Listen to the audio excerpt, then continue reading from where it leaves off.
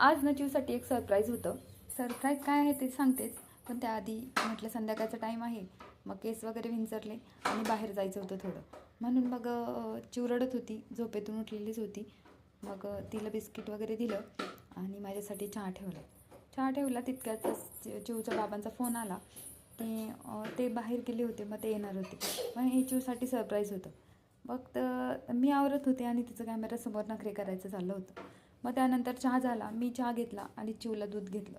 दूध प्यायचं म्हटल्यावर मॅडमचे खूप नखरे असतात. वगैरे झालं. त्यानंतर मी तिचा छान असा मेकअप केला, केस वगैरे विंचरले, पावडर वगैरे लावली, गंध वगैरे लावला आणि मग मी तिला सांगितलं की चिव आज बाबा येणार आहेत.